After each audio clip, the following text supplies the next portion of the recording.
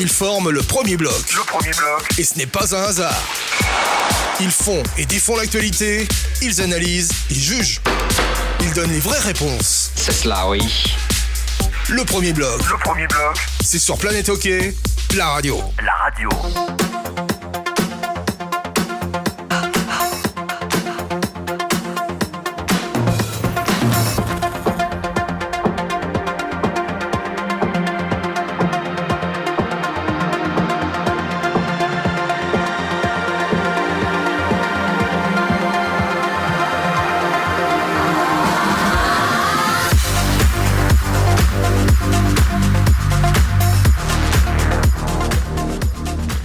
Madame, monsieur, bonsoir. C'est le retour du premier bloc aujourd'hui. C'est le premier bloc de l'été. Finalement, on est à moins d'un mois de la reprise du championnat.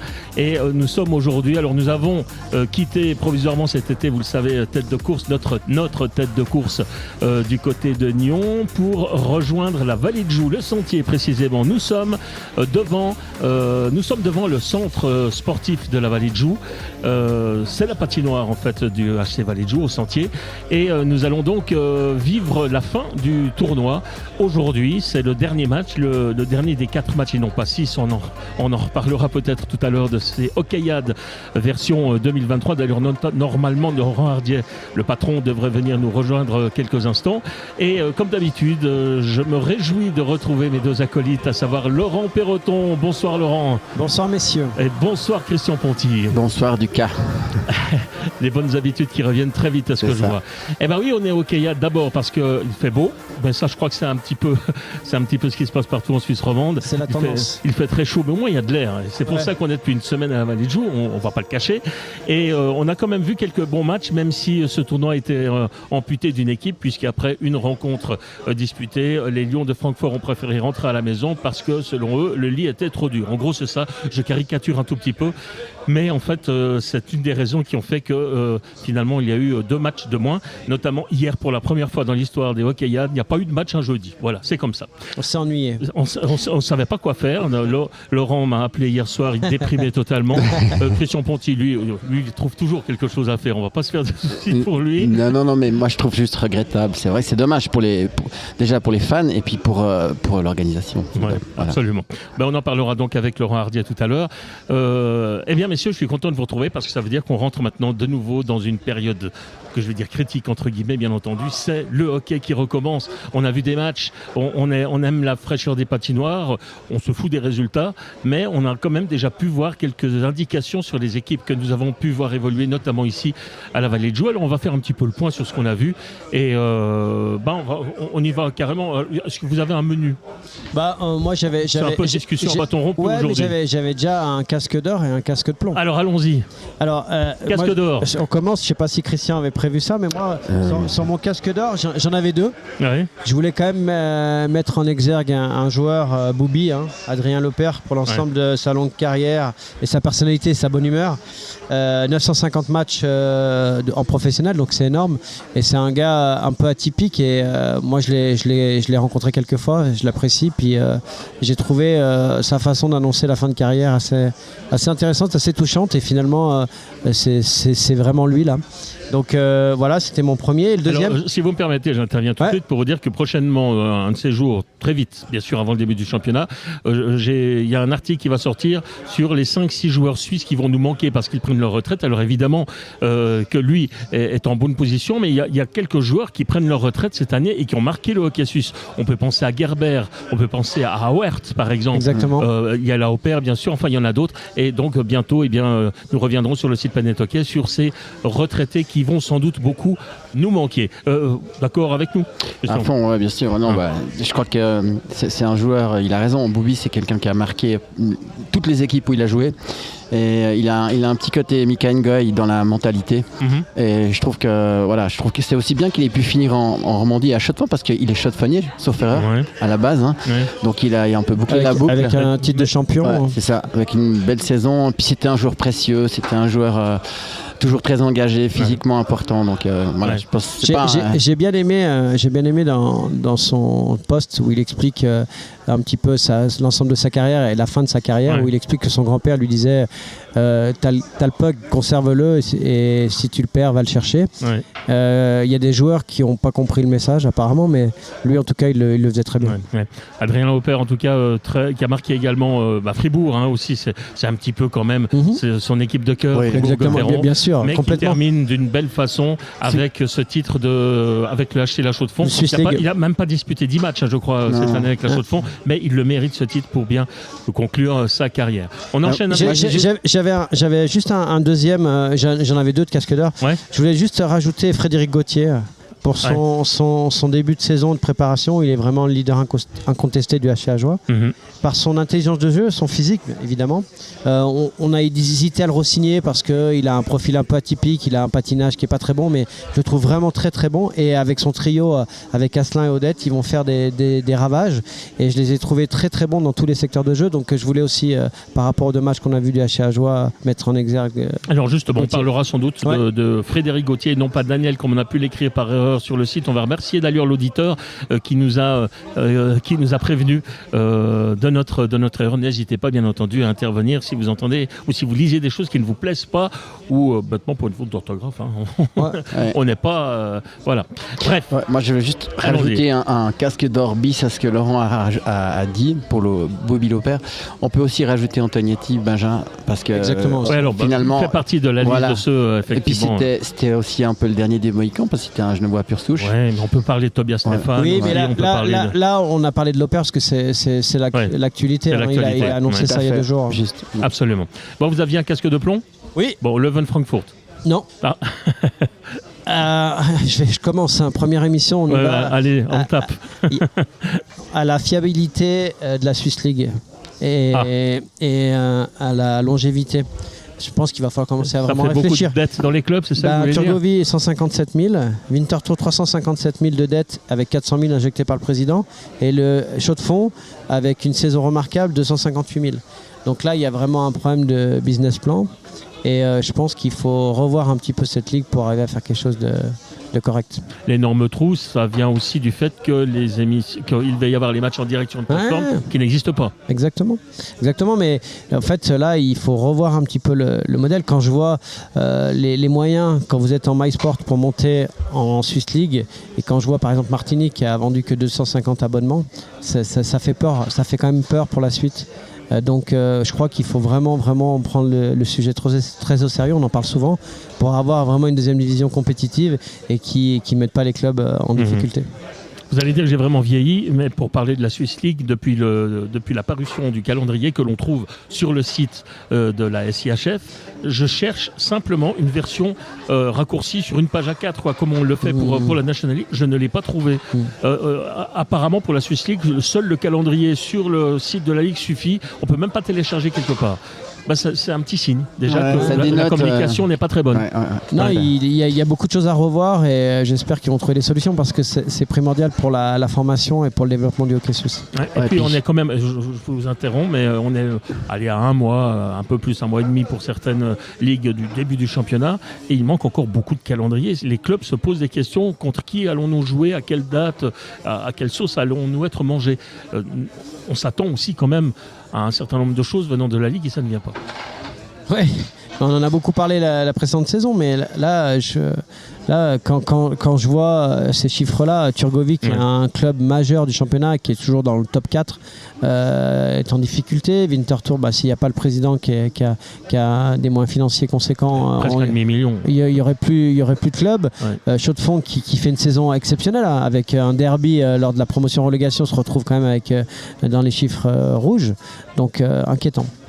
Moi je trouve qu'il y a quand même un truc qui est criard, c'est qu'à un moment donné, la Swiss League, ils avaient un média, ils avaient la télévision, donc c'était aussi un moyen de rechercher des fonds et puis d'avoir de la visibilité. Et tant qu'il n'y aura pas ça sera très compliqué aussi d'aller chercher des plus gros sponsors. Alors il y a moyen grâce à Red de voir ces matchs. Mais je crois que mais c'est pas tout à fait le même arrangement. Ça commence par là, c'est ça que je veux dire.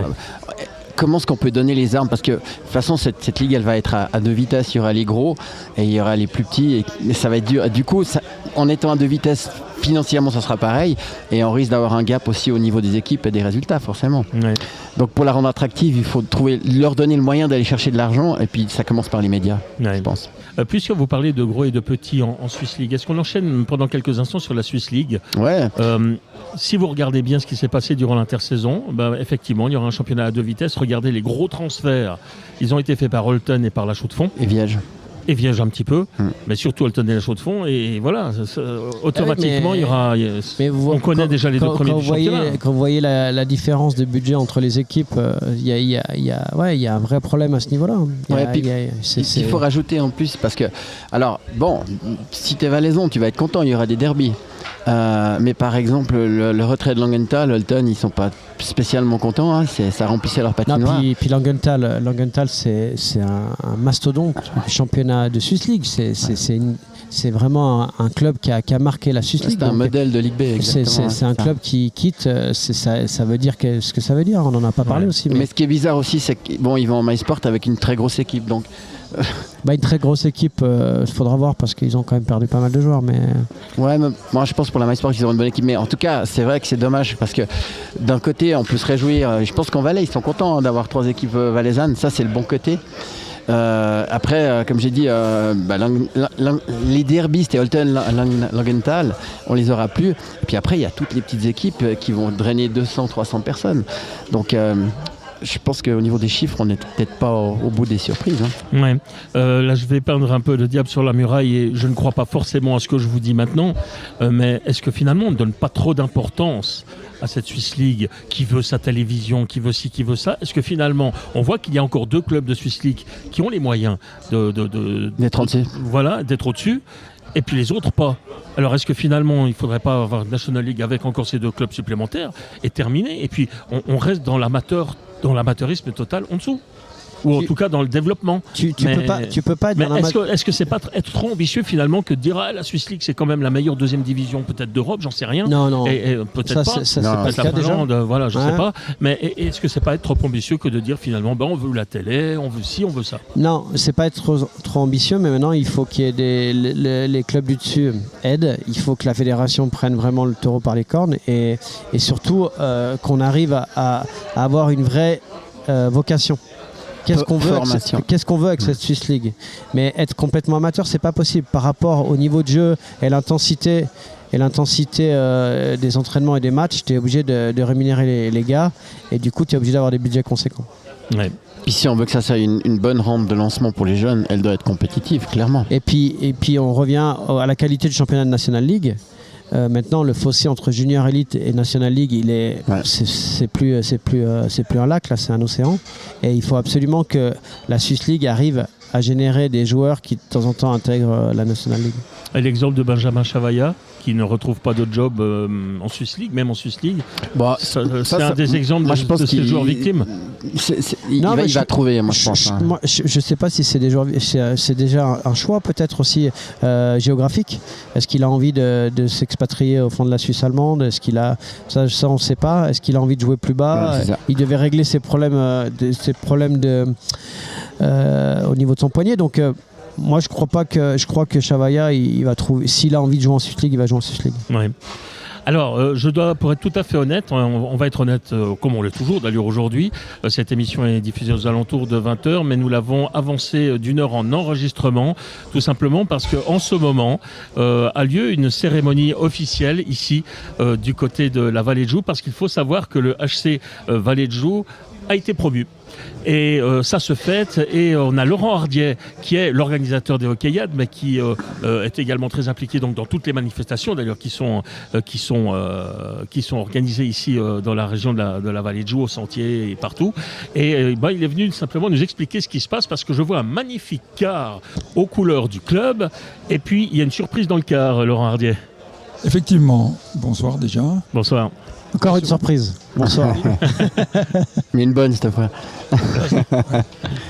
La surprise est descendue du bus en la personne de Simon Lecoultre. Avec la joueur local, enfin. Un local. Oui, joueur formé, on va dire, à la Vallée de Joux. Combier. Pur sucre. Ouais, c'est ça. Et qui a présenté la coupe de champion à toutes les personnes toute la population locale qui a rassemblé ici. Coupe de champion de Suisse avec Genève Servette. Avec Genève Servette. Sympa. Qui joue ce soir. Sympa. Ouais, c'est sympa. Et joli quart, hein. C'est le centre sportif de la Vallée de Joux qui l'a payé.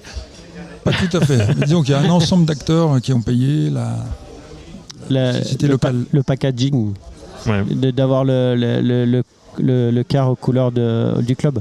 C'est important, voilà. hein. Ça, Vous c'est- exportez l'image de la Vallée des Joux grâce à ce bien. quart-là. Hein. Et en plus, verre de chasse-là sur le vacherin, si je puis dire, le dessin du lion, du loup qui est Du dessus loup. a été fait par Valotte, un dessinateur local que vous connaissez, Ouais. Ok. qu'on connaît tous, Ouais. Ouais. et qui a vraiment une création spécifique pour l'occasion, et c'est un super loup. Mhm. Ok. Bon, on profite de votre présence pour vous demander comment vous avez vécu cette édition 2023 des Hockeyades. J'avais déjà pas mal de cheveux blancs, mais je crois que là, j'en ai un peu plus. Bon, Ouais, j'avoue, ça ne doit pas être simple à gérer. On a dit 2 mots tout à l'heure sur le forfait des Leuven Frankfurt qui sont repartis en Allemagne donc après un match disputé. parce qu'il Ils ont était- bien fait de repartir. Il y a une inondation là-bas. Vous avez vu, la ville est inondée Francfort, complètement. oui, bon, ben voilà. Donc, du coup, La patinoire est inutilisable. Mais non, c'est vrai. Ouais. Alors du coup, on a lu pas mal le de karma, choses. le karma. Ah ouais, c'est comme Ah, ça. c'est terrible. La saison s'annonce mal pour Francfort. En tout cas, on va les suivre. Hein. On va les suivre de très près, surtout Ouais. après qu'ils aient été brillants contre Ajoie, puisqu'ils se sont donc inclinés sur le score de 7-2, ici lors de leur unique rencontre à la Vallée de Joux. Alors bien sûr, des gens se gargarisent un peu, notamment sur les réseaux sociaux, de ce qui s'est passé ici de manière positive ou négative. Même la presse n'a pas toujours été très sympa.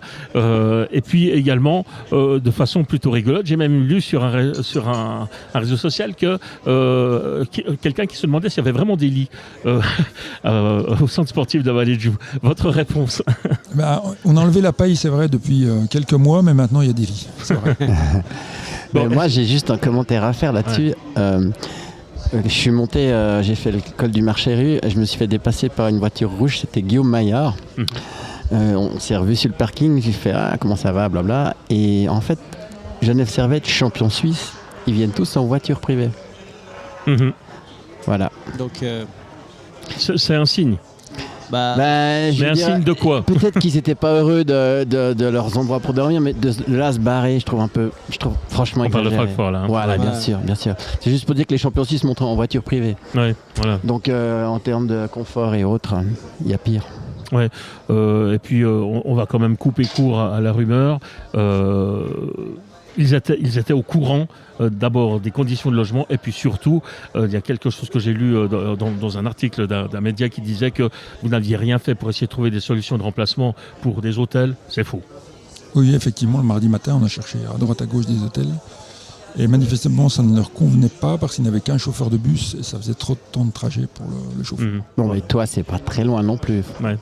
Enfin bref, voilà. Malheureusement, on va retenir aussi cet épisode malheureux de cette édition 2023, mais enfin ça nous amène directement à 2024, où donc Francfort ne sera pas là. Ça, vous pouvez le certifier. Oui, ça c'est déjà acté. Mais vous avez déjà, mis à part des clubs romans, vous avez une petite idée déjà de la future participation ou pas vraiment? Oui, on a Ouais. 2 pistes assez sérieuses. Vous en avez de une? clubs Allez, étrangers. m'en donnez une des deux, juste pour me faire plaisir. Ce sera un club de l'Est, de l'Europe. On les loge plus facilement. Moi, j'ai une question. J'ai une question. Est-ce que Lausanne sera là? Parce que Ouais. pour moi, C'était ma franchement, deuxième question. les Hockeyades sans Lausanne, il manque quelque chose. Absolument. Donc là, c'est le prochain chantier auquel je vais m'atteler. Et dès le mois de décembre, j'aimerais vraiment avoir une réponse fermée, définitive. Voilà. Mhm. Ce serait bien. Et puis vous pouvez vous estimer satisfait d'Ajoie. Bon, Ajoie attire un petit peu moins de spectateurs jurassiens que Lausanne avec ses propres supporters. Mais c'est une belle surprise, Ajoie. 2 matchs, 2 victoires, 2 belles victoires d'ailleurs.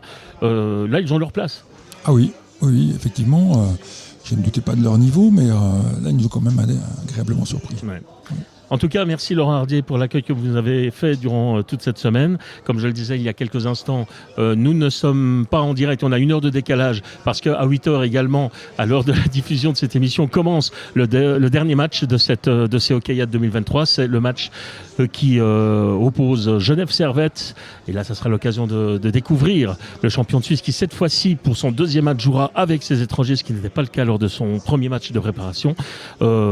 Si vous écoutez cette émission et que vous avez encore un petit peu de temps et si vous n'êtes pas trop loin du sentier, venez, il y a encore de la place dans la patinoire. Merci Laurent Hardier. Merci à vous, messieurs, et bon match. Merci beaucoup. Bon, on va continuer. Alors, qu'est-ce qu'on fait? On a vu notre casque d'or, notre casque de plomb. Ouais, Christian, je sais pas ce qu'il avait un casque de plomb. Moi, en fait, je voulais juste relater Francfort et surtout que Genève, champion suisse, montait en voiture. Donc, un peu d'humilité, ça fait pas de mal. Ça fait pas de mal, ouais. Oui, c'est vrai.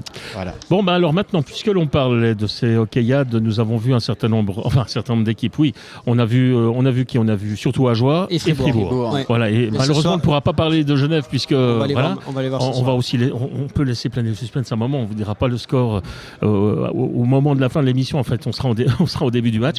Mais parlons maintenant, puisqu'on a commencé avec Ajoie, allons-y avec Ajoie. Donc 2 matchs de victoire, plutôt bien. Hein. C'était bien. Alors déjà, le recrutement. On revient là-dessus parce que pour moi, j'ai parlé un moment avec le directeur sportif. Et ce qui était intéressant, c'est le recrutement parce que n'empêche que le fait de prendre Fischer, ça t'amène de l'intensité physique. Tu gagnes des duels. L'année dernière, on a vu qu'ils ont souffert par des longues séquences dans la zone défensive à se fatiguer ou à prendre une pénalité en fin de shift. Alors que là, tu as un Fischer qui gagne les duels. Pilet va amener ça et à progresser. Et puis surtout, il y a Gélina qui est arrivé. Donc là tu es défensivement déjà, au niveau des duels, tu as quand même 3 gaillards qui sont très très solides. Ensuite, la grosse... Janina, on aimerait bien le voir jouer. On l'a pas vu jouer. Il va jouer contre Bâle le match 3. C'était prévu qu'il ne joue pas les 2 premiers. Ensuite, Scheidegger et Rundqvist. Donc là, c'est dans des rôles offensifs avec la qualité de passe. Rundqvist en powerplay que j'ai trouvé excellent. Et la qualité de la première passe. Ça fait 4 nouveaux défenseurs du top 6. Ça change ta défensive. Ensuite, ce qui a changé, c'est que Odette est arrivée. Gélina de Berne, Odette de Lausanne, avec des contrats payés en partie par les clubs et par le HC Ajoie. Et là, j'ai trouvé une ligne qui a été remarquable sur les 2 matchs et qui s'est améliorée au cours des 2 matchs sur les situations spéciales. Et sur le jeu à 5 contre 5 avec Gauthier associé à Asselin et Odette. Et je pense que cette ligne va faire mal. Odette est monté en puissance au fur et à mesure des 2 matchs. Et il a pris confiance, il a marqué. Donc oui, là, le recrutement avec les moyens à disposition est très bon. Et je crois qu'après 2 années difficiles, il y a certains joueurs qui vont quand même hausser leur niveau de jeu et prendre de la maturité. Je pense qu'il y aura plus de constance dans le résultat.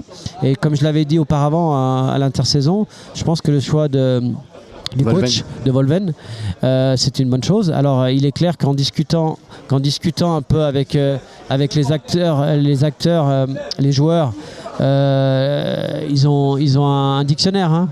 Le book là, il est énorme et puis ils ont énormément répété, mais ils vont être en place tactiquement. Et après, il va améliorer la qualité individuelle des joueurs par rapport à leur positionnement et leur rôle. Et je crois qu'ils peuvent raisonnablement essayer d'éviter la promotion-relégation cette saison et d'essayer d'aller chercher les pré-playoffs. Christian. Alors moi, déjà, première chose, j'ai trouvé que, bien que ça soit un match amical, j'ai trouvé l'équipe très compacte. Ça jouait haut-bas. J'ai été vraiment surpris en bien par le gabarit et la mobilité de Scheidegger, et puis excellente première place. Donc si on réfléchit bien, un Scheidegger avec un Pilet par exemple, ou un Pouilly, ça fait tous des jeunes défenseurs. Et, par exemple, un Scheidegger, c'est quelqu'un qu'on va lui donner ce qu'il a besoin, c'est du temps de jeu, et surtout du temps de jeu offensif. Et de toute façon, ils n'auront pas le choix. Mais objectivement, avec Gélina sans plus, derrière, c'est solide, c'est lourd, et c'est plutôt mobile. Après, une fois de plus, il faut avoir essayé d'éviter les blessures, hein, comme chaque fois. Mais déjà, avec ça, il me semble qu'ils ont gagné un peu en profondeur. Et puis, peut-être aussi qu'en gagnant en profondeur, ça va leur permettre de peut-être moins utiliser toujours les mêmes et puis d'éviter justement ces fameuses blessures. Et moi, j'ai trouvé aussi puis on en a parlé avec Laurent, qu'il y avait déjà 2 powerplays qui sont des belles promesses, franchement. Et notamment, c'est vrai, Odette, qu'on n'avait pas vu comme ça du côté de Lausanne, mais je pense que c'est aussi lié à la confiance, lié avec les gens avec qui ils jouent. Donc voilà, après attention, ça reste des matchs amicaux. L'année passée, Bienne s'est pris 8-1 contre Fribourg et Fribourg était reluisant et on a vu ce qui s'est passé. Ça veut en tout cas, au niveau des informations, c'est ce que je dis, c'est des belles promesses. Mais en tout cas, j'ai trouvé, et d'ailleurs, les résultats, ils sont là. Ils ont 2 victoires, à jouer l'air de rien. On a beau dire que c'est des matchs amicaux, mais pour la confiance, ça fait du bien. Surtout contre les Tchèques hier, c'était un très bon match. Moi, j'en retiens surtout le match contre les Allemands. C'était presque un peu trop facile. Même les Allemands ont même été dominés physiquement, ce qui est quand même bizarre. Oui, mais Ajoie est solide. Franchement, moi, j'ai trouvé... Et moi, je pense qu'on n'a pas vu, on verra au match 3, mais l'arrivée de Jelina va aussi, je pense qu'il va le mettre avec Brennan. Donc Brennan encore plus offensif pardon. Et du coup Jelina qui va gagner les duels, qui va faire le travail défensif, donc ça va rééquilibrer un petit peu les paires de défense. Donc il a 10 défenseurs, il a 5 blocs complets. J'ai trouvé le 3e bloc intéressant aussi avec Frossard. Donc vraiment une bonne surprise, et content aussi de dire des choses positives sur le HA Ajoie parce qu'on les apprécie.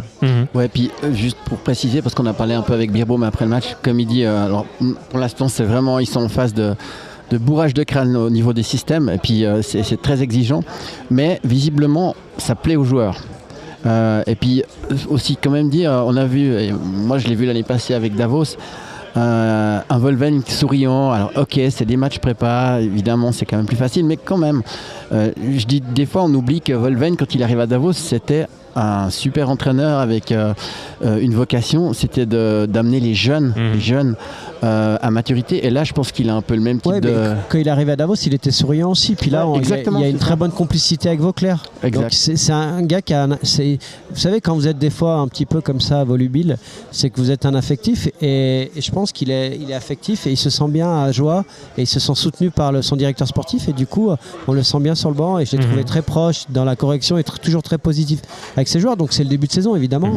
Mais je reste persuadé qu'il va arriver à tirer quelque chose avec cette équipe. Et puis, il faut préciser aussi, c'est juste qu'il dit Wolven, c'est un affectif, et Vauclair aussi. Donc c'est très important. Je voulais justement vous parler de Wolven et de Vauclair. Donc moi je suis arrivé lundi ici et j'ai un peu traîné mes gars du côté de la patinoire le matin, début d'après-midi. Donc j'ai vu Ajoie également travailler hors glace. Alors c'est marrant parce que Wolven très discret dans le travail hors glace, on ne le voit quasiment pas. Par contre, Julien Vauclair était très très très présent. Toujours avec son téléphone collé à l'oreille et tout, mais enfin Vauclair colle vraiment à l'équipe.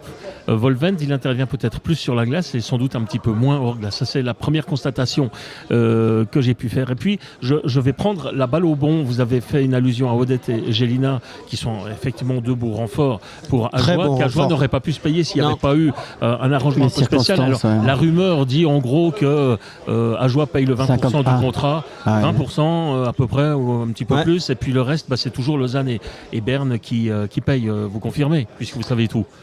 Alors c'est la rumeur. Mais après la question... Monsieur la rumeur. Mais la question aussi, c'est est-ce qu'en cas de blessé, il y en a un qui est censé revenir au club? Je crois pas. Vu les conditions, c'est pour ça que je crois qu'ils sont à dispo toute la saison. Toute la saison avec le HA Ajoie, et puis ça, c'est une volonté de la direction sportive. Bah oui, tout ça pour dire que Julien Vauclair a quand même vachement bien bossé, quoi. Très très bien bossé. Mais bien sûr. Très bien bossé. Là c'est vraiment cohérent. C'est vraiment cohérent, et moi j'ai franchement entre le staff et les joueurs recrutés, je pense qu'ils peuvent se sortir de ce marasme et de cette dernière place. Puis il faut pas oublier, il a plus que bien bossé. Il a commencé par les sauver en coach, et il a fini la saison très tard et il a réussi à choper des joueurs, et ça c'est vraiment un sacré exploit. Voilà, mais je pense que pour une fois, parce qu'on a souvent dit oui, il y a une souche québécoise et tout, ça l'a aidé. Parce que Jelina Odette, je pense que ça a quand même généré l'envie aussi de venir voir jouer avec d'autres Québécois. Et peut-être que c'est l'ADN d'Ajoie en fait. Oui. Pour conclure avec Ajoie, vous avez peut-être lu l'interview que j'ai pu faire avec Alain Birbaum. Oui, et la conclusion de Birbaum, c'était il faut maintenant travailler sur une chose qui est importante, c'est qu'on a donné un mauvais signal l'année passée en donnant l'impression que le club de Swiss League peut venir détrôner le club de National League. Complètement d'accord. C'est exactement ça cette année. Quoi. Il les a laissés espérer, c'est juste sur le fond. Mais après, on peut aussi donner du crédit à Chaux-de-Fonds, qui était vraiment une grosse équipe de Ligue B. Avec des étrangers. Qui encore cette année, exact. Vous avez vu sur mon premier résultat ? Battre quand même un club de National League pour son premier match, et pas n'importe lequel, c'est plutôt bien. Par contre, ils ont déjà un étranger qui est blessé, j'ai vu. Sandré Holden, attention. pour 2 semaines. 2 semaines. Bon, ça, ok. moindre mal. Alors, on a vu jouer Ajoie, on a vu jouer Fribourg aussi. Exact. Alors, Fribourg qui ne nous semble pas plus faible que la saison passée. Et comme on était dithyrambique avec Fribourg en début de saison passée, et notamment à l'occasion des Hockeyades, enfin dithyrambique, on avait trouvé qu'il y avait de très très bons joueurs, notamment étrangers avec Sorensen, etc. Qu'en est-il cette année avec les nouveaux venus ? Alors, déjà, une année sur deux, Fribourg, ils font une bonne saison. Donc l'année dernière, ils ont fait une mauvaise. Donc, cette année, c'est la bonne. Cette année, ils feront une bonne saison. C'est ça. Donc les transferts, Rueger qui est arrivé dans les buts. Donc Borgman, ça c'est vraiment le transfert. Pourquoi on a donc en remplacement de Vainio, ouais, mais c'est un peu plus offensif. On a deux blue liners. Non, mais c'est bien supérieur. Ouais, c'est pas d'accord. du tout le même calibre. Okay. Donc là, c'est un vrai étranger. Donc pour la National League. Et du coup là, ils ont 2 powerplay excellents. Et j'avais un petit peu des doutes parce que je trouvais Desharnais tellement important devant la cage qu'elle allait donner des solutions, mais ils se sont adaptés. Ensuite, il y a l'arrivée de Streley, qui a quand même joué en junior majeur à Blainville, donc ça peut nous donner de la profondeur. Di Domenico qui revient, Wallmark et Nicolet qui sort des U20. Alors, un petit peu, on a discuté un peu avec certaines personnes de Fribourg. Le duo qui ressort, c'est Di Domenico Wallmark. Apparemment, à l'entraînement, ils font tourner un peu l'effectif, mais là, on les a pas vus ensemble. Mais apparemment, les deux ensemble, ça marche très très bien. Un premier match avec Sprunger contre Robbie. Qui n'était pas là ici contre lui. Voilà. Domenico et puis Wallmark. Non, franchement, ils ont une très très bonne équipe. Maintenant, je dis toujours la même chose. Quand ça va être intense, quand ça va frapper, on va voir comment l'équipe réagit. Mais là, il y a quand même des défenseurs qui jouent un peu plus physique. L'échange de Scheidegger avec le joueur d'Olten, Rueger. Non. Le défenseur, donc. Oui, ouais. j'ai oublié son nom. Ça va revenir. Ouais, qui a joué extrêmement physique Ouais. le dernier match. On a Suter qui est très solide. Donc du coup, il y a Yeker qui n'était pas là. Donc du coup, oui, ils ont une équipe pour être dans le top 6. Et, intrinsèquement, quand on prend les défenseurs avec des Diaz quand même, des joueurs expérimentés, les 2 défenseurs étrangers, Berra dans les buts, et puis la qualité offensive avec les joueurs suisses et les joueurs étrangers, ils ont une équipe pour être dans le top 6. Ouais. Alors, moi, déjà, pour dire sur Borgman, là, c'est vraiment un beau joueur. En plus, il est élégant. Il a un skate, il est très facile, il voit très bien le jeu. Vraiment, c'est un gros ajout parce qu'effectivement, il y a 2 blue liners vraiment qui sont des défenseurs. Donc ça veut dire qu'on ne doit pas mettre un attaquant. Après, sur ce match, moi, j'ai été frappé de voir comme Kiki Motet s'est retrouvé avec Dido facilement sur le powerplay. On sautait. Et alors, les paires qui marchent il y a 2 ans, c'est ça. pouvait marcher cette année. C'est comme si c'était manqué. C'était incroyable. Et en fait, ce que je veux dire, c'est qu'on a beau dire que c'est des matchs amicaux, mais souvenez-vous, il y a 2 ans, Kiki, il tirait, ça rentrait, il fermait les yeux. Et attention, faut pas louper ses débuts de saison, même les matchs de prépa, parce que c'est souvent là qu'on bâtit la confiance. On a vu ce qui s'est passé avec Bertaggia l'année passée. Bertaggia, à la même époque, ici à la Vallée, il jouait sur le powerplay.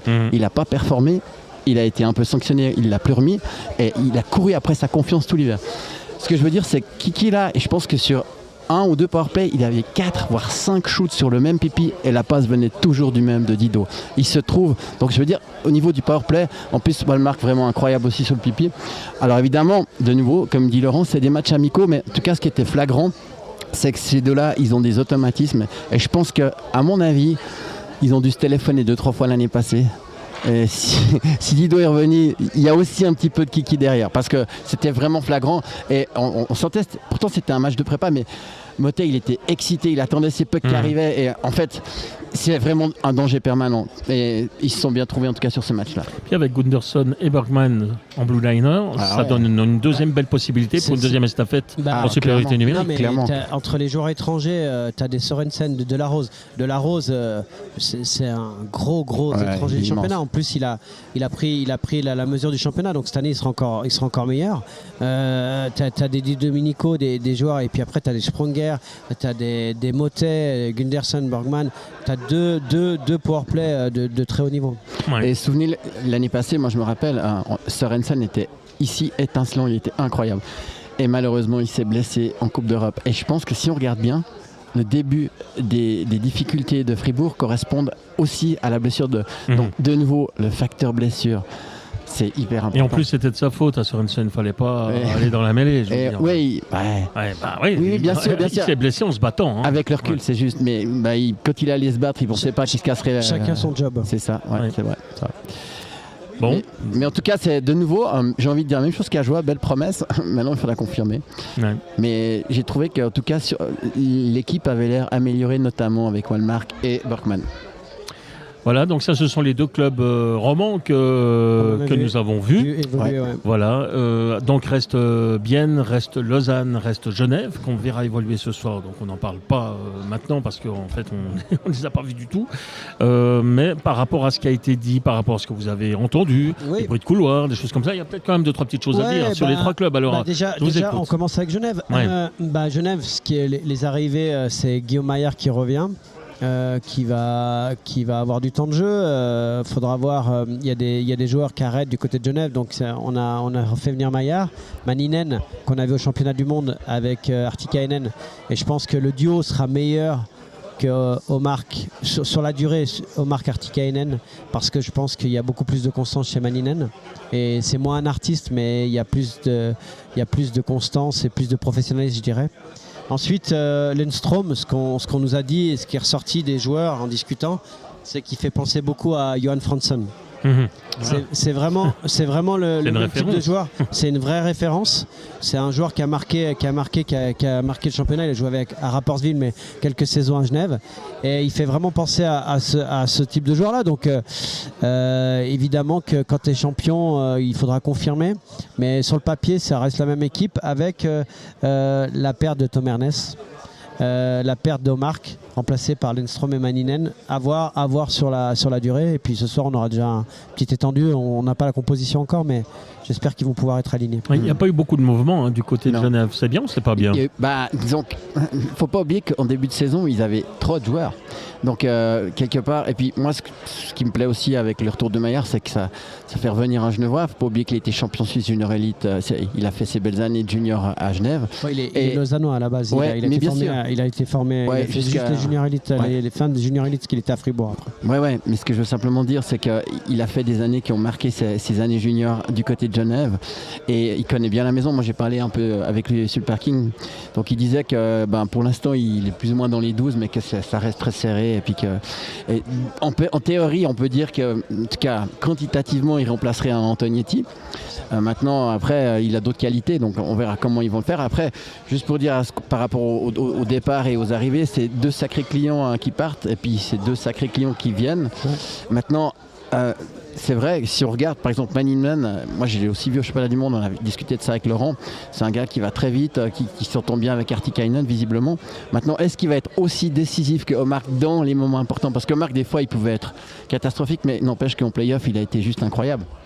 Alors c'est petite. Puis de toute façon ils vont devoir confirmer. Il y a des joueurs, des fois on oublie, mais il y a des gars. Tanner Richard l'année passée, au début du championnat, c'est le 4e bloc et il a fait la saison de sa vie. Et d'ailleurs il a signé un contrat en conséquence. Longue durée. Et puis des Bertadia cette année, il a pris une année, il a vu comment c'est passé, donc ils vont être quand même à un niveau supérieur. Pouliot, ils ont fait des sacrés playoffs, donc une équipe à mon avis qui sera encore dans le top 6. La constante, je crois, pour tous les clubs. Faut vraiment pas louper ton début de saison. Voilà, mais vous serez d'accord avec moi que le hockey sur glace est un sport de statistiques.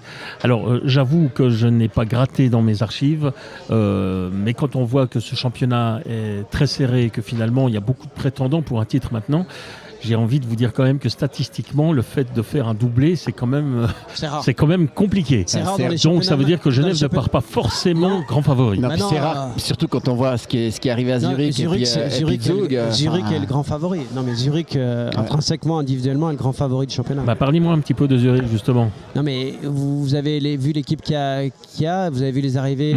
C'est tout simplement et encore Malguin, à un moment donné, Suter. On ne savait pas s'il allait re-signer. S'il ne re-signait pas, il revenait à Zurich. Hein. Donc vous imaginez un petit peu l'équipe pour jouer dans ce contingent. On dit ça presque chaque année et Zurich se plante quand même. Mais là, ce serait impardonnable. Alors, là, ça sera impardonnable. Et puis Crawford a fait une mauvaise saison. Donc là, il a une grosse pression. Donc il va se remettre en question. Mais moi, je dis, oubliez pas Lugano. Parce que sur le papier, rappelez-vous ce qu'on disait. J'aime beaucoup Lugano. Ouais, mais justement, l'année passée, moi je me rappelle, on a parlé de ça à Festi Hockey. On a parlé de pronostics. Moi, j'ai dit, Lugano, si ça match avec Chris McSorley, ils ont une grosse équipe pour faire des gros résultats. Ils ont fait un mauvais départ, ils l'ont payé très cher. Alors maintenant, il y a un nouvel entraîneur. Ils étaient beaucoup moins homogènes. Hein. Ouais, alors là, justement, c'est beaucoup mieux construit. Je pense, et puis surtout, faut quand même laisser à Gianni Nadzi qu'il a fait un bon job. Et puis je pense qu'il a instauré une culture, un système de jeu. Des Muller se sont. Et puis il a choisi aussi des profils qu'il voulait, donc il a réussi à obtenir ce qu'il voulait. C'est une question culturelle peut-être avec le Tessin. Je ne sais pas si vous avez remarqué, mais les 3 clubs tessinois, les 3 meilleurs clubs tessinois, c'est-à-dire Lugano est entraîné par Gianni Nadzi, Ambri et Piotta étant entraînés par Sereda, et puis maintenant vous avez Sanitz qui est à la tête des Bellinzona Rockets. Ça veut dire donc 3 Tessinois à la tête des 3 meilleurs clubs tessinois. Et 3 Suisses. Et 3 Suisses, mais surtout 3 Tessinois. Oui, moi je trouve que c'est bien. Ouais. On verra sur la durée, mais Sereda a lancé la mode et ça a bien marché. Il fait du bon job, donc ça donne une identité. Et on en avait déjà parlé, mais je suis né à Lyon, mon club de cœur c'est Lyon. Si un jour je rentraîne à Lyon, c'est clair que vous n'avez pas la même. On est tous professionnels quand vous entraînez, mais vous avez quelque chose. Il y a un petit plus, il y a un supplément d'âme. Il y a un supplément d'âme, c'est indéniable. Mais il n'y a pas que ça.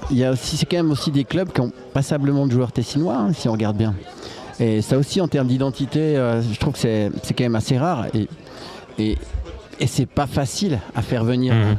Donc je pense que ça fait partie de l'ADN des clubs tessinois, c'est juste. Bon, on continue avec les autres clubs romans. On va partir avec le Lausanne Hockey Club. Lausanne. Alors Hughes, on savait l'arrivée deuxième gardien, on verra, hein, ça sera peut-être un bis. Juice, Pilut, Memeto, Siomela et Rochette. Alors pour moi, c'est vraiment des très gros transferts et surtout les meilleurs transferts, c'est d'avoir pu se séparer de certains joueurs. Donc le fait qu'il y ait un équilibre et qu'il y ait moins de gens à mettre en tribune et à gérer humainement, ça te permet d'avoir vraiment un travail complet. Maintenant, l'entraîneur était là pendant la préparation. Il a pu peaufiner son équipe. Ce que j'ai pu lui reprocher l'année dernière, c'est son système énergivore, mais il était en bataille de points. Donc peut-être que là, on va voir le vrai Ward sur une saison et la gestion d'une saison complète. Avec un bon début, ça peut être différent. Mais sur le papier, toute la saison, j'ai souvent dit dans cette émission que Lausanne avait besoin de 2 défenseurs étrangers.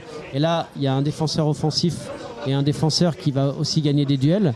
Donc non, l'équipe est sur les échos qu'on a à l'entraînement, ça se passe très très bien, il y a beaucoup de rythme. Je me réjouis de les voir au Festi Hockey, mais sur le papier, c'est une équipe qui, par rapport à la saison dernière, doit être dans le top 8. Ouais, ils avaient besoin de dégraisser, c'est ce qu'ils font, et quelque part le partenariat avec Martigny, pour eux c'est quand même précieux, puis c'est quand même pas trop loin Martigny, donc ça permet aussi de donner du temps de jeu. Et moi je pense qu'on en parlera après, mais par exemple typiquement ils ont un retour de Kevin Pache aussi, le gardien, et ça aussi je trouve bien, c'est à ça que doit servir cette Ligue B, donner du temps de jeu. Donc s'ils peuvent faire ça avec des joueurs et des prospects qui peuvent avoir un avenir au club, au moins ils ont une solution rapide. Et puis le retour de Memeto, qui a fait ses armes en Sport, qui est parti à Getse, qui revient maintenant en National League, qui avait fait une bonne fin de saison il y a 2 ans avec Lausanne Hockey Club, donc c'est des bons signaux. Qui a déjà joué avec Martini d'ailleurs, Memeto. Exactement. Quelques mots sur Bienne. Oui, alors Bienne, la grosse nouveauté, l'entraîneur. C'est délicat, hein, mais Martikainen et Vuori qui arrive en tant qu'entraîneur assistant, donc il va falloir passer derrière l'entraîneur précédent. On n'a pas tellement de points de repère pour le moment avec Bienne. Hein. Non, on n'a pas de points de repère, mais l'année dernière on n'en avait pas du tout. Les matchs de préparation étaient... En fait, on était très inquiets ici très inquiets, à la Vallée de Joux. Et finalement, ils ont été finalistes au 7e match. Donc ça veut rien dire, mais Poca, qui sera vraiment un très bon défenseur droitier, qui va vraiment faire du bien. Buren qui ramène un petit peu de la profondeur au niveau de l'aspect défensif, avec la perte de Schneeberger qui est parti à Davos. Exact. Et puis après, Reichel et de Runs, deux joueurs qui ont à confirmer, pas à confirmer, qui doivent faire leur place en National League, mais qui ont un potentiel en tout cas. Et qui amènent de la profondeur à Bienne. Et à Bienne, on sait qu'on fait progresser les jeunes joueurs. Donc voilà, maintenant, l'interrogation, c'est le coaching staff. C'est ça. On les connaît pas du tout. On va voir comment ils vont faire jouer cette équipe, comment ils vont arriver à gérer l'après. Voilà, donc. En fait, le problème, c'est pas un problème, mais ça va être une pression, on va dire. C'est qu'il a un bel outil, mais il va devoir confirmer des résultats étincelants avec un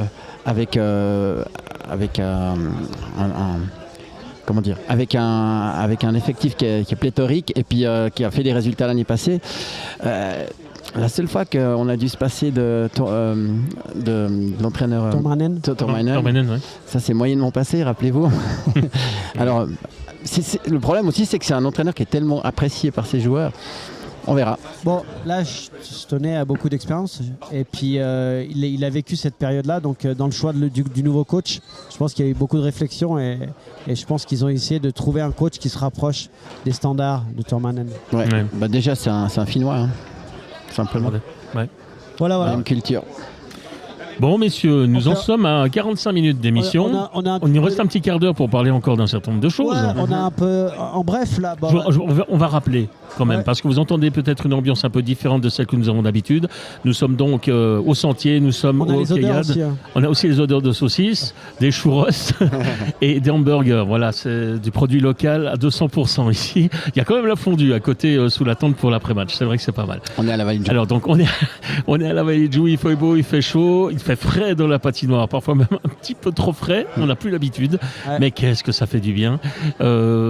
C'est la dernière journée de CO Cayade. Enfin, le match vient de commencer, là on est en léger différé, mais le match vient de commencer entre Genève Servette et Vitkovice. Ça sera une belle découverte en tout cas pour nous que de voir ce champion de Suisse saison 2. Voilà, alors on vous écoute Laurent.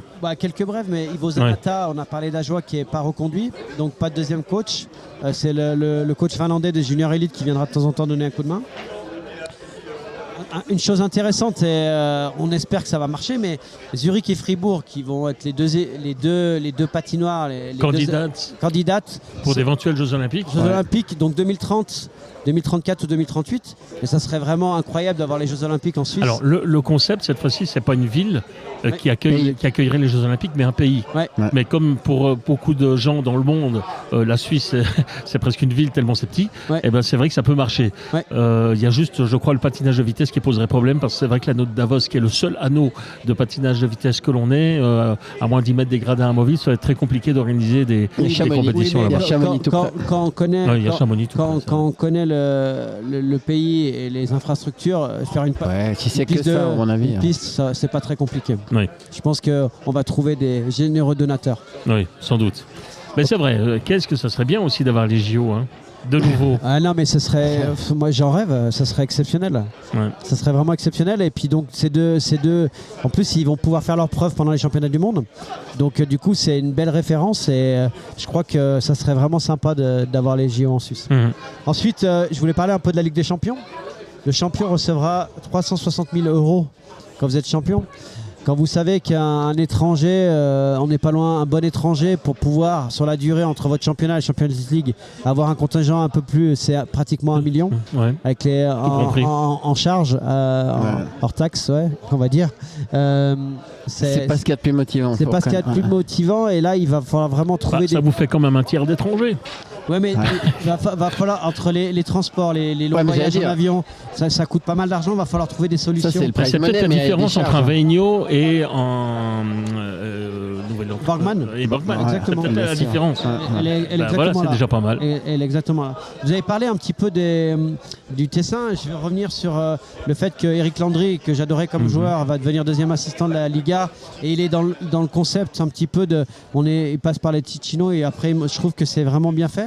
Et Corsin Camichal, qui devient préparateur mental. Donc on voit que les staffs s'étoffent et qu'on reprend aussi des gens un peu de... On prend le local, qui n'était pas forcément le cas dans certains clubs il y a encore quelques années. Mais on voit surtout et là, je pense à Fribourg. On voit surtout qu'à Ambry, depuis qu'ils ont de patinoire, ils ont plus de moyens aussi. Et c'est pas le fruit du hasard.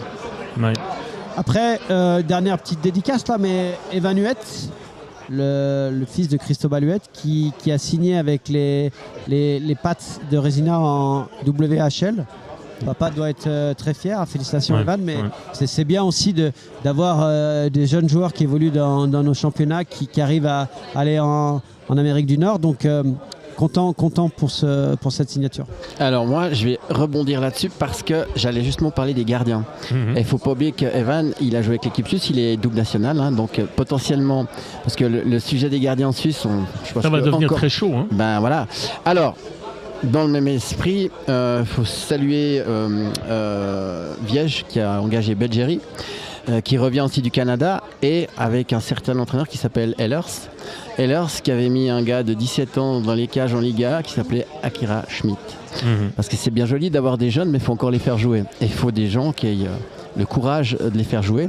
Donc je trouve que jouer à Viège, dans une équipe qui est censée jouer le haut du tableau, alors il n'est pas tout seul, c'est Matteo Ritz qui est le gardien titulaire je crois là-bas, mais en tout cas moi je pense qu'avec Ehlers il va faire des matchs, il revient et il appartient toujours à Bienne, donc je trouve ça très intelligent, et en plus comme j'ai dit je pense qu'il est avec le bon entraîneur. Même chose pour Kevin Pache, qui revient aussi du Canada, donc ça veut aussi dire que ces joueurs quand ils reviennent ils ont aussi acquis une certaine expérience, un bagage, et moi j'espère juste que ces gardiens dont Evan Huet fait maintenant aussi partie, il fera peut-être un jour, s'il peut rester là-bas tant mieux, mais en tout cas ce que je veux dire c'est que c'est peut-être aussi un bon signal pour nos gardiens suisses et qui s'aguerrissent en Swiss League. Vous l'avez évoqué brièvement tout à l'heure, le HC Viège. Finalement, je suis en train de me dire qu'avec les projets qu'il y a actuellement en Valais, Viège a peut-être compris que c'était peut-être maintenant qu'il fallait prendre peut-être un petit temps d'avance sur le futur HC Sierre, sur Martigny et tout. Et Viège, c'est peut-être potentiellement aujourd'hui le club valaisan dont il faut attendre le plus. Même si Sierre quand même essaye, on voit. Y a... Oui, mais Sierre, bien sûr, mais ils ont de toute façon besoin d'une structure. Ils auront besoin, voilà, c'est ça. Tandis que Viège là. Viège là. C'est surtout le club. C'est surtout le club valaisan qui a pris le meilleur coach. Ouais, exact. Un coach à succès. Je vous rappelle, il y a quelques années, lorsqu'il a fait sa renommée, Ehlers, qui après il a signé à Lausanne, il a sorti avec Langenthal. Il a gagné contre Lausanne le titre de champion suisse. Le titre de champion suisse avec Langenthal, en ayant mis son équipe au diapason pour gagner une équipe qui était très performante en Suisse, qui était le Lausanne Hockey Club. Donc il a une grosse expérience, il a l'expérience aussi du haut niveau avec les championnats du monde, avec l'équipe de Danemark. Donc pour moi le plus gros transfert en Swiss League, c'est Ehlers à Viège. Je vais peut-être dire quelque chose qui ne va pas faire forcément plaisir à Sébastien Picot, mais Viège a été...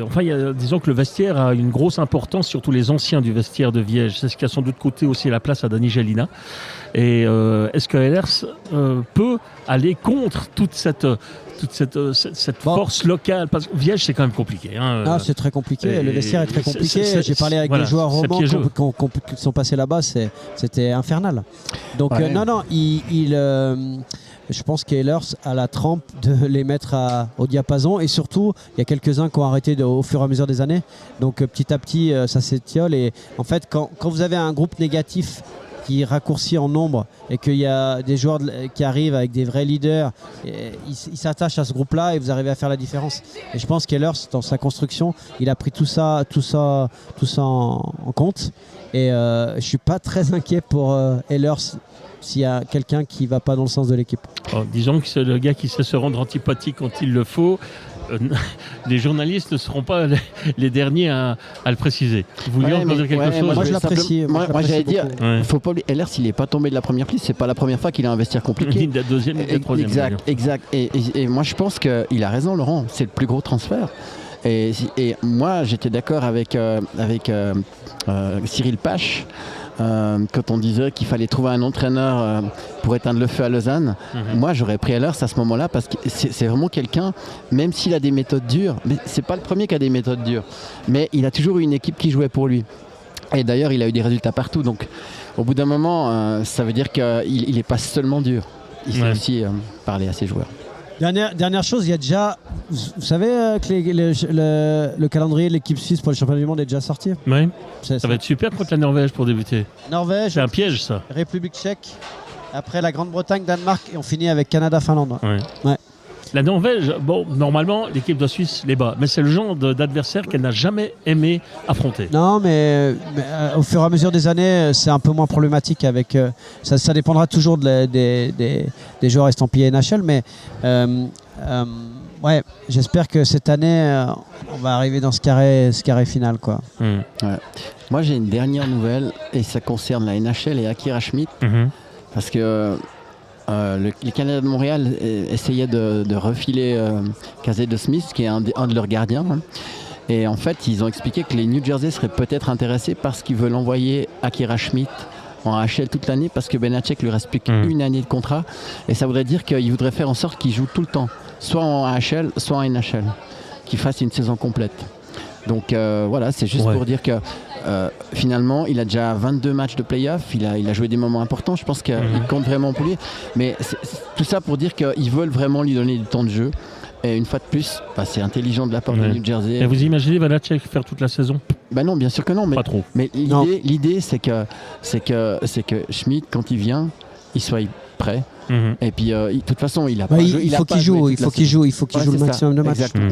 Il a que 22 ans. Il faut qu'il joue le maximum de matchs. Mais je pense que là, il faut qu'il passe des steps. C'est-à-dire que chaque année, il doit jouer de plus en plus de matchs dans la Grande Ligue. Et j'espère qu'il a le talent pour. En tout cas. Ouais, puis je crois qu'après ces 22 matchs de play-off, il était exténué. Parce que je pense que ça aussi, ça fait partie de l'expérience. Bien sûr. Ouais.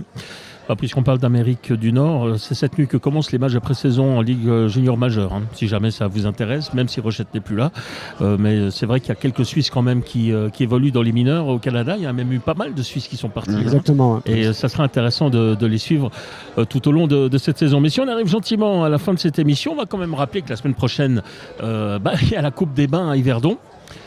Enfin, la semaine prochaine, la semaine d'après. On a une semaine de pause. On a une semaine de pause. Une petite semaine. De tournoi. Une semaine de pause de tournoi. Voilà, une semaine de pause de tournoi. Et donc, à partir de mardi jusqu'au samedi, il y aura ces Hockeyades où nous découvrirons encore d'autres clubs. Et on va en profiter pour vous dire que Planète Hockey et Planète Hockey, la radio, seront présents et en nombre même à l'occasion de ce tournoi, puisque nous serons en direct tous les jours. Nous aurons des matchs en direct.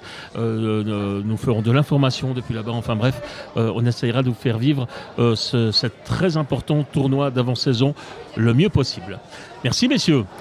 Merci Lucas. Merci monsieur Ducaro. Merci et bon retour chez vous. Oui, après le match. Puis on verra. On va peut-être, c'est vendredi soir, on a la permission. Ouais. Permission de 23h. Ouais, moi, je suis convoqué chez Besso. Je ne sais pas si c'est mais sa femme fait une cuisine thaïlandaise fantastique. Je ne sais pas si à 23h, enfin bon, bref. Passons, ça, c'est de la cuisine interne. Oui, vous vouliez dire quelque chose encore. Vous voulez conclure comme d'habitude ? Je voulais juste dire, et vive le hockey roman. Allez, et vive le hockey quand même, et vive la Coupe des Bains, et vive Planète Hockey, la radio, que vous allez donc retrouver encore une fois très régulièrement. Merci messieurs. Excellente fin de journée à toutes et à tous, et à très bientôt. Bye bye. Bye bye.